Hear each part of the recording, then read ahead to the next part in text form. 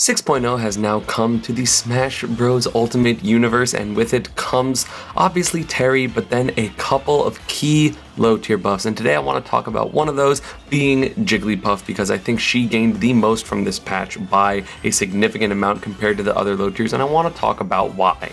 Dimmer also made a video about this pretty recently, so if you want to talk about a little bit of a more technical reason, you can go check out his video. I will link it down in the description. His channel has been great, breaking down a lot of things. I'm a little bit slow to the jump, but I still want to talk about Puff because she has been one of the most polarizing characters in all of Smash Bros. History. With Hungrybox's success in Melee, you have her being bottom tier in both Brawl and Smash 4, and for a long time in Ultimate, but now I think this character is about to rise to at least upper mid tier. So first, obviously, we have to go over the buffs of Jigglypuff, and there were several. First off, both air dodges, being neutral air dodge and directional air dodge, have reduced vulnerability, aka they have less lag. There is less landing lag of down air, as well as you can now auto cancel it out of a short hop, which is basically the change of like there's less lag at the end of the move, but it basically just makes the short hop window better. That's the main thing. Forward throw has a lower launch angle, rollout now charges a little bit quicker, and pound is now better both on shield and on hit. And I want to talk about the main three buffs that actually make a huge deal for Puff when playing her, which is going to be the forward throw angle change, pound buff, and down air buff.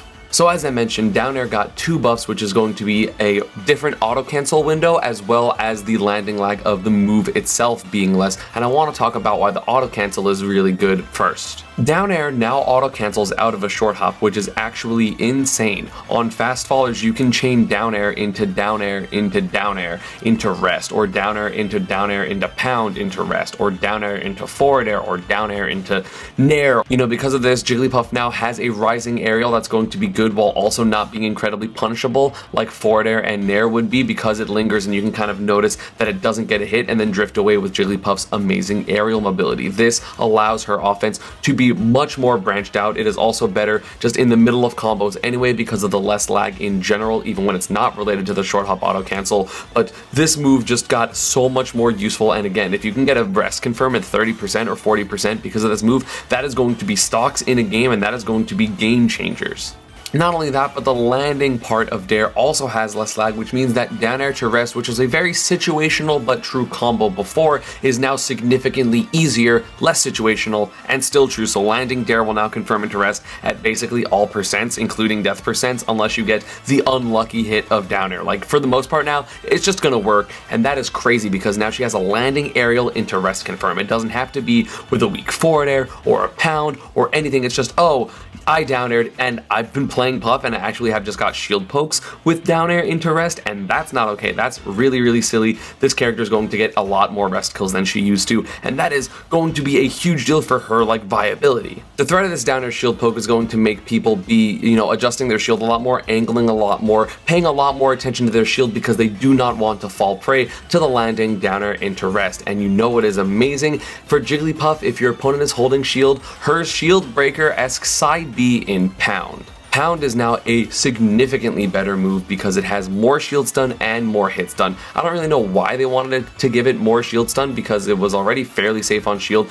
did a lot of shield damage, caused a lot of shield breaks. Now that's just going to be even better because of the fact that there is literally more shield stun, so the opponent is forced to hold shield for longer. If you get a pound and you don't let go of shield, I'm pretty sure pound nair just breaks your shield now, which is ridiculous. You have to retort, you have to roll away, you have to choose an option. Yes, you can punish Jigglypuff, but sometimes you're not in the state of mind to, and it is really, really scary. Obviously, pound has always had a very big lingering hitbox, so it's been really scary to kind of contest it because you don't want to get hit by the very end of the pound. Again, in Melee, you've seen Hungrybox get a lot of rests because the very last hit of pound hit when someone wasn't expecting it, like they ran into it, and then they die for it, and that is not going to be any different in this game because, again, now pound is a little bit better. You have to respect it. You have to respect the other options as well, so you are going to accidentally run into it, and again, pound, because now it has more hit stun, will combo into rest raw at like 45, or again the other combos that Puff has had like weak fair rest and a couple other of the setups. Like I think you do pound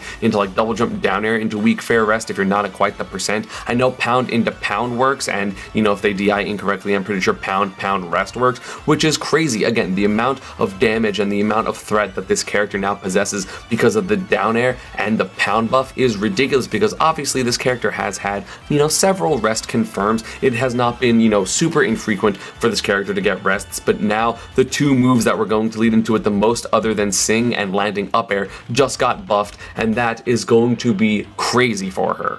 I played Cannon Red a couple days after the patch. It was the Oklahoma Jigglypuff that I shouted out in my tier list video, and he actually did fantastic at that local. Took a game off of me. We had 4 very close games in winter semis. He beat MVD in losers finals, and then I played like way more solid in grand finals, so he did poorly versus me there. But either way, like, I saw this character firsthand, how she's able to play. I saw the fear that was put into myself, who's a pretty calm player. I was just like, oh my god, all these things are going to happen. I tried SDIing the downers and I still got rested. It is scary. I don't know the counterplay yet. It is obviously very new, very fresh. Maybe some of this isn't going to be as big of a deal as it looks like right now, but I don't know, like, it's kind of scary, and I think this character is now definitely on people's radar. So let's talk about the third buff, which is going to be important for the times that you cannot get rest setups.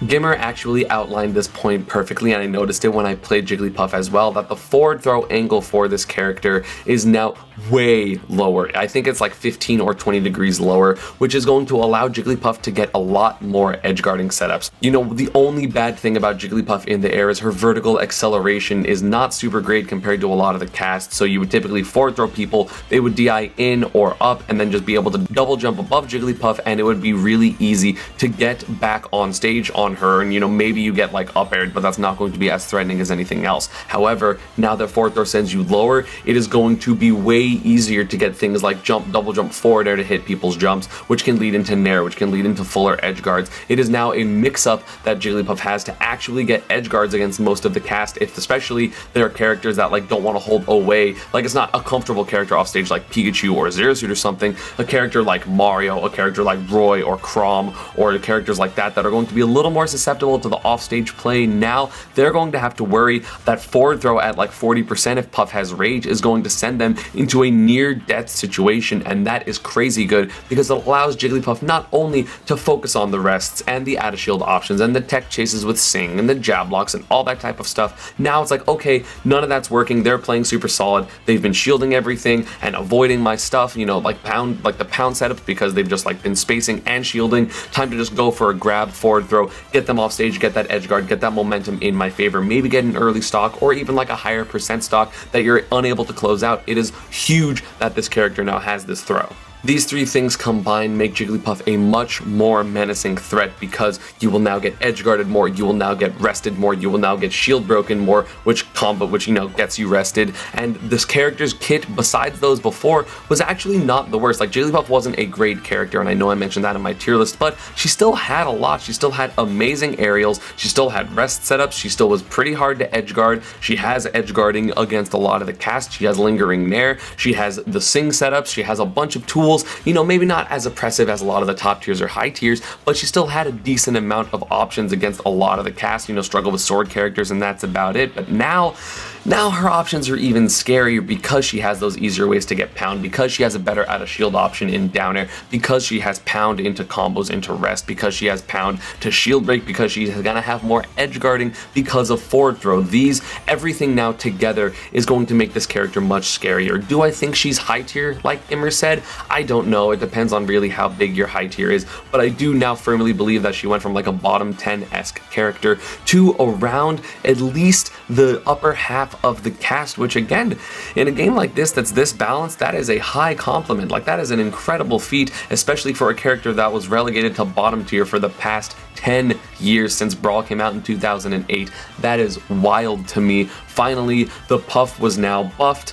You know, the Puffs that have been playing, such as Cannon Red, Base Mage, obviously Hungrybox is super excited about it. I'm really curious as to how they are going to do in tournament. You know, now that the buff is really there, it's going to show like, hey, actually, do you know how to play this character? Do you know how to play this game? Or you were just kind of getting carried by Puff type of things? We are going to wait and see, and maybe even see that other top players pick Puff as a counter pick. I don't exactly know who she would do good against in the top tiers, but there's probably one or two. Like, I definitely don't doubt it. Let me know in the comments down below who you actually think Jigglypuff does well against in the meta, if you've been paying attention to Puff at all. And yeah, that's going to be about it for this video. I hope you all enjoyed. Let me know down in the comments below as well who you would like me to talk about in terms of the characters, whether it's an older character that I didn't really get a chance to talk about, or whether it is, you know, the newer buffed characters. I would greatly appreciate it. Also, while you're here, do not forget to subscribe, and as always, social media, Panda and Partner stuff is down below, and I will see you all next time.